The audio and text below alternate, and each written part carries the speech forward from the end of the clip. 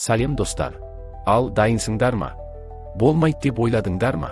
Құдайға шүкір, ода сенсей жанкүйерлердің болжамына ермей, имудың бақылау хоккеймен бәрін бірден аяқтамады. Ал бүгінгі тарауда адамзат тарихындағы ең ессіз, әрі ең ауқымды шайқастардың бірі күтіп тұр. Иә, бұл шынымен де өте қатыгез. Ендеше лайк басуды ұмытпаңдар. Енді One Piece осы керемет тарауына шолуды бастайық. Келесі аптада үзіліс болмайды. Біз қатарынан 3-ші тарауды аламыз, және One Piece әлеміндегі ең мықты кейіпкерлер арасындағы осы сұрапыл шайқастың жалғасын көреміз. 1187 тарау барлық бәленің бастауы. Мұхабада Рейджу ақ үйректермен бір пеликанды қатаң сөгіп, кішкентай ұсқынсыз үйрек балапанды қорғаштап тұр. Жігіттер, түсіндіңдер ғой. Бұл Джадж әулетіне жасалған астарлы ишара. Әлгі ұсқынсыз үйрек кезінде отбасы қорлаған Санджи, ал оны қорғап тұрған Рейджу. Ода осы көрініс арқылы соны өте әдемі меңзеп отыр. Қысқасы, осындай символикаға толы мұхабадан кейін енді тікелей тараудың негізгі оқиғаларына көшейік. Сахна сыртындағы дауыс. Луффи Имуға жойқын соққы жасады. Ал енді өткен тараудың жалғасын көре аласыздар. Байғұс Иму қатты соққыдан ұшып кетіп, аузынан қан бұрқ ете қалды. Иә, ода бұл жолы жанкүйерлердің жорамалын растамады. Иму Шанг сияқты болашақты алдын ала көретін бақылау хоккейін қолданып, Луффидің негізгі кейпіндегі осы алапат соққысынан жалтара алмады. Мұнысы тіпті 5-ші гирде емес қой, өздерің де көріп тұрсыңдар. Сондықтан оған ештеңе істей алмай жатыр. Жарайды, әзілді қоя тұрайық. Келесі сәтте барлық қаһармен сіңген патшалық хоккейге толы сұмдық соққы жасалады. Соққының күші адам сенгісіз еді. Имсама сол екпіннен көзден ғайып болғандай алысқа ұшып кетеді. Бірақ ұшып бара жатып, әлгі айлакер тағы бір сұмдықты ойластырып үлгереді. Жүзінде ешқандай сезім байқалмайды. Әуеде ұшып бара жатқан сәтінде ол Луффи мен Лакиге қарай екі құпия шабуылын жібереді. Алайда оның не көздеп тұрғанын әзірге ешкім түсінбейді. Ал өзі болса, Луффидің жойқын соққысынан кейін зулап ұшып, жолындағы алып ағаштар мен жартастардың бәрін қиратып өте береді. Жақсақ соққы жасадың. Бірақ оған ауыр зақымды алғаш болып мен түсіргенмін. Локи жараланған кеудесін ұстап тұрып мақтана сөйледі. Жарақатың ауыр екен. Біраз уақыт демалып ал деп кеңес берді Луффи. Маған демал дейсің бе? Кіммен сөйлесіп тұрғаныңды ұмытып қалдың ба? Деп Локи қарсы жауап қатпақ болды. Бірақ дәл сол сәтте күтпеген бір нәрсе орын алды.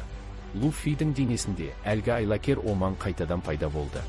Сол мезетте Локидің оң жағында да жұмбақ қара жалын лап ете қалды. Осы уақытта мұның бәрі болып жатқанда, Имсама олардың дәл алдына әп-сәтте жетіп келеді, өзінің сұмдық жоспарын жүзеге асыра бастайды. Мынау не деген сұмдық жалын? Бұл күйдіріп тұр ма, әлде жай ғана адамға жайсыз әсер ететін от па?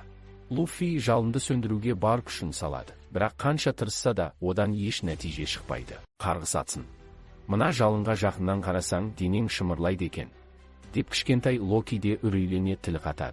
Осы сәтте Инсамка әлгі қорқынышты қара жалынды тағы да алақанына жинап, қайтадан шоғырландыра бастайды. Енді Локидің денесіндегі жалын өзара сөйлесе бастайды. Ол бізге кеудесіне, өткен жолы қылышын қадаған жеріне көтерілуді бұйырды. Тіпті Инсама қолданған сұмдық техникалардан кейін бұл жалынның өзі тірі секілді. Қарғыс атсын, бұл не нәрсе? Нағыз от сияқты жан-жаққа жайылып барады. Бірақ Инсама қарсыластарына тіпті бір сәт тыныс алуға да мүмкіндік бермейді. Стигма жынның даңқ қылышы. Осылай деп ол жаңа техникасын іске қоса бастайды. Ал бейқам қалған Луффи мен Локи оған мүлде назар аудармайды. Бірақ бұл үлкен қателік. Луффи шабуылдан дер кезінде жалтарып үлгереді. Бірақ әлгі соққы тура Локиге тиеді. Бейшара Локидің денесін Инсаманың ғажайып семсері қақ-жарып өтеді. Сөйтсе, Инсама оған әлгі оман таңбасын алдын ала қойып қойған екен.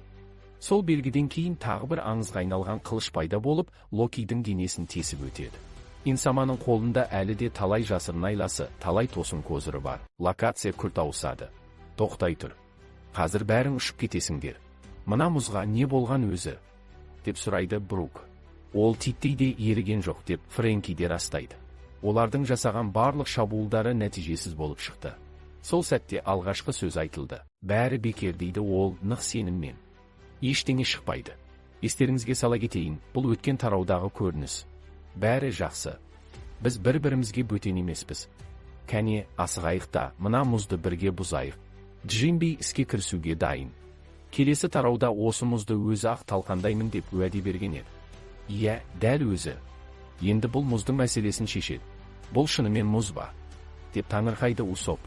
Қыздығына қарасаң, гауһар тастан да қатты сияқты дейді Фрэнки. Мұны естіген Нами қатты таңырқап, тіпті көзі жайнап кетеді. Бірақ егер бұл мұз болмаса, онда оның ішінде жатқан әйел әлдеқашан қайтыс болған шығар деп болжайды ол. Брук мұзға қолын тигізіп, болып жатқан жағдайды бақылай бастайды. Бірақ қараңдаршы, қолмен ұстасаң бұл мұз шынымен суық екен. Дегенмен нақты айта алмаймын. Сол сәтте Нами айқайлап, Брук, сен онсыз да суықты сезе алмайсың ғой, дейді. Фрэнки де, дұрыс айтасың. Мен де ұстап көрдім, бірақ оның расында суық па, жоқ па екенін сезіне алмадым деп қосады. Бұған Наминың ашуы келеді. Біреуің онсыз да қаңқа, екіншің киборг. Әрине, екеуің де мына алып мұздың температурасын сезе алмайсыңдар, деп ренжиді. Дәл сол сәтте олардың арт жағынан, әй, сақ болыңдар. Дәл сол сәтте Инсаман алысқа ұшырып жіберген Локи Нами тобының үстіне гүрсетіп құлап түседі. Локи шайқастан уақытша шығып қалды. Локи алып мұз кесегіне шалқасынан соғылып, сол арқылы екпінін әрең тежейді. Бірақ соққының күшімен ол мұзды жартастың бетімен төмен қарай сырғанап кете береді. Нами Рагнир атты балғасының да өздеріне қарай ұшып келе жатқанын байқайды. Абайлаңдар, қазір оның балғасы да дәл осы жерге құлайды, деп айғайлайды Нами. Бірақ дәл осы сәтте бәрі өте сәтті қапса кетті. Мұзды ерте алатын жалғыз артефакт, Рагнир балғасы дәл сол алып мұз кесегіне соғылып, кейін басқа жаққа серпіліп кетті. Оны жеңіп тастағаны ма? Кеудесінің бәрі қанға боялыпты, деп таңғалды сабан қалпақ қарақшыларының бірі. Төменде жатқан Локи әзер тыныстап, аузынан қан кетіп жатыр. Осы кезде кішкентай Рагнир өзінің шынайы қалпына оралып, роботқа көмекке асығады. Қараңдар, мұз еріп жатыр. Брук таңырқап, ханшайым Шури, мұз шынымен де ери бастады, дейді. Рагнир балғасы өз міндетін орындады. Рахмет саған, Ода. Нағыз керемет шешім. Енді ханшайым Шури Смагерден, X-Дрейттен және келесі накама болады деп кезекке тұрғандардың бәрінен кейінгі 9-шы накама болып шықпаса болғаны. Локация тағы күрт ауысады. Енді қайтадан Луфи мен Инсама арасындағы шайқасқа ораламыз. Луфи қаһарлана Инсамаға қарап бұрылады. Ал Инсама болса әлгі жойқын отты шабуылын тоқтатпай жалғастырып жатыр. Оның оманы Луфиді шарпып, ол оны сөндіруге тырысқанымен еш нәтиже шықпайды. Бірақ дәл осы сәтте Луфи тапқырлығын көрсетеді. Сөйтсе, әлгі оттек оның сыртындағы тонды ғана шарпыған екен. Луфи еш ойланбастан тонды үстінен шешіп лақтырып жібереді. Инсама дәл сол сәтте шабуылын қайта бағыттап, тағы да Луфиге соққы жасағысы келеді.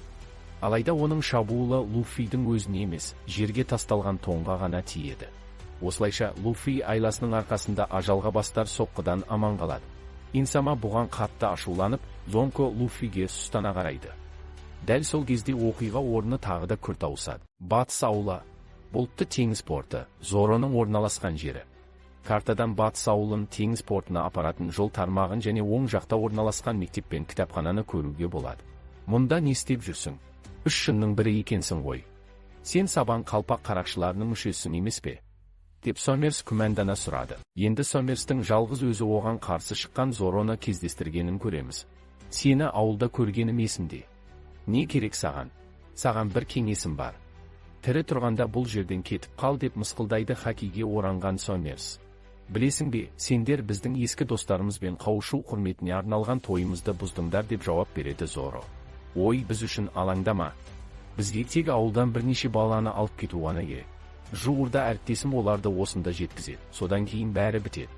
Сондықтан думандарыңды бөлгеніміз үшін кешір деп әжуалай сөйлейді Сомерс. Қызық сәйкестік екен.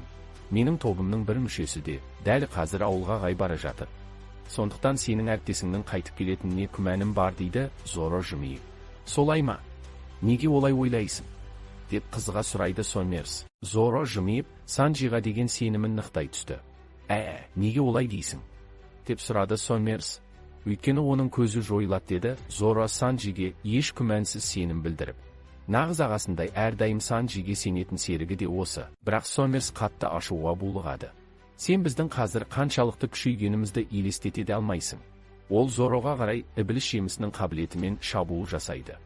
Алайда Зоро шабуылдан сабырмен жалтарып, бірден шайқасқа кіріседі. Осы сәтте оқиға орны тағы да ауысады. Батыс ауылы нөсерлетіп жаңбыр жауып тұр. Жаңбырдың қатты құйғаны сонша, аспан қақ айырылып кеткендей әсер қалдырады. Картада біздің ыңғайымыз үшін Батыс ауылы, порт, бағыт тармағы және Морж мектебі көрсетілген. Санджи де келіп, жағдайды саралай бастайды. Сонымен бірінші мәселе. Алыптардың өзінен де зор, балаларды ұрлап жүрген әлгі қобыжық. Балаларды бірден құтқаруға ұмтылу дұрыс шешім емес деп ой түйеді Санджи. Екінші мәселе. Балалардың аналары еңіреп жылап жатыр. Оларды ондай күйде көруге шыдай алмаймын. Ал әлгі қобыжықтың өзі де әйел. Сондықтан мен оған қол көтере алмаймын. Ескерту, жауынгерлері қандай жағдай болса да, балаларын ешқашан тастамайды. Кадрларда аналардың жан аямай шайқасып жатқанын көреміз. Ал Санджи болса араласпақ болып бірнеше рет әрекеттенгенімен өз ұстанымынан аса алмайды. Оның қағидасы дәл сондай. Рипли. Қарғыс атсын, оны менен тартып алма, Калон. Деп айғайлайды сұлу Рипли. Анашым. Кешіріңіз. Мені тағы да ұстап әкетті. Деп жылайды кішкентай Калон. Үшінші мәселе. Мен әйелдің көз жасын жек көремін. Ендеше бұл шайқасқа араласпағаным дұрыс шығар. Осылай деп Санджи темекісін лақтырып тастап, жаңа шешім қабылдайды. Мен сенімен есеп айырысуға келдім. Барлық бәленің бастауы сенсің. Алыптар сені байқамаса да мен сені анық көріп тұрмын. Санджи жақын маңда өзінің құдайлық жыны Зазаны басқарып жасынып тұрған бейшара Керенгемге лап қояды. Менен қашып та, тығылып та құтыла алмайсың. Деп Санджи оны өкшелеп қуа жөнеледі. Шынымды айтсам, сенің осыншалық қайсарлығына тәнтімін деп Керенгем сары аспазды мақтайды. Енді бәрі бітті. Дейді Санджи нық сеніммен. Алайда Керенгем бұған күле қарайды. Ақымақ, сен қанша жерден қайсар болсаң да мен өлмейтінмін. Сондықтан мені ешқашан жеңе алмайсың. Әлде мені жеңсең, менің қабілетімнен жаралған қобыжық өздігінен жоғалып кетеді деп ойлайсың ба? Жарайды, байқап көр. Сен шынымен ақ жаңбыр әміршісін жер бетінен жоя аламын деп ойлайсың ба? Алға, жаңбыр әміршісі. Балаларды алып кетте, бұл жерден тезірек әкет. Деп Керенгем оған бұйырады. Қарғыс атсын. Неткен қорқынышты күш. Дейді Санджи нөсер жауынның астында тұрып. Сосын ол, мен сенің әлсіз тұсыңды білемін деп мәлімдейді. Мұны естіген Керенгем қарқылдап күліп жібереді. Не дегің келеді? Сенде патшалық хаки бар дейсің бе? Онда кәне мені өлтіріп көр. Дейді ол мысқылмен. Осылайша Керенгемнің өзі ақ қасиетті рыцарьлардың мына жымперлерін толық жоюдың жалғыз жолы патшалық хаки, жаулаушының еркі екенін ашық мойындайды. Міне дәл осы сәттен бастап Санджидің патшалық хакиінің оянуына жол ашылады. Керенгемнің шабуылынан кейін Санджи төменге қарай ұшып кетеді. Сол сәтте оның көз алдынан бір қысқа естелік жылт ете қалады. Йонконың капитанына сүйеніш боламын десең, осындай надан күйіңмен оған қалай тірек болмақсың. Санджидің Зорамен және Габанмен болған әңгімесі есіне түседі. Кешіріңіз, сонда менде патшалық хаки жоқ па? Деп жақында ғана таңғалған еді Санджи. Сонда Габан оған былай деп жауап берген болатын. Сенде оған қажетті барлық қасиет бар. Бірақ қандай да бір себеппен өз күшіңе өзің сенбейсің. Өзіңді үнемі төмендетіп сынай бересің. Егер шынымен қаласаң, патша бол. Осы диалог арқылы Санджидің өз бойындағы орасан зор патшалық хакидің әлеуетін өзі тежеп жүргені көрсетіледі. Өз-өзін бағаламауы оның шынайы күшін толық ашуына кедергі болып тұр. Сонда сен шынымен Луффиді қарақшылар патшасы еткің келе ме? Келесі тарау бір аптадан кейін үзіліссіз шығады. Әрі сол тараудың басты кейіпкері Санджи болатынына күмән жоқ.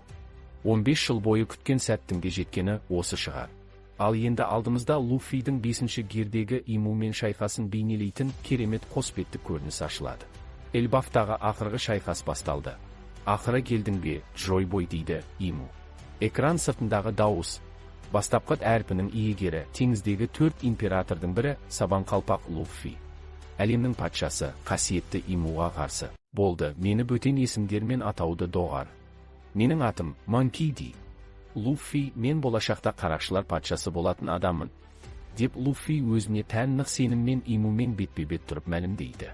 Қарақшылар патшасы атағына кім лайық? Деген сауал кадр сыртындағы дауыстан естіледі. Енді бұл жерде ешкімге кедергі болмайды. Локи мен Лили шайқастан шығып қалды. Енді бұл балалардың ойыны емес. Әлемдегі ең мықты екі кейіпкер бір-біріне қарсы тұр. Ал келесі тарауда меніңше Санджидің патшалық хакиі толық ашылып, оның Керенгемді жеңгенін көреміз. Сонымен қатар Зороның Саммерсті қалай жеңетіні де көрсетілуі мүмкін. Ең қызығы, Луффи мен Имудың шайқасы қалай өрбитіні. Бұл айқас бізді тағы қандай тосын оқиғалармен таңғалдыратынын алдағы тараулардан көретін боламыз. Қош сау болыңдар достар. Қазақ тіліне аударған Елдос.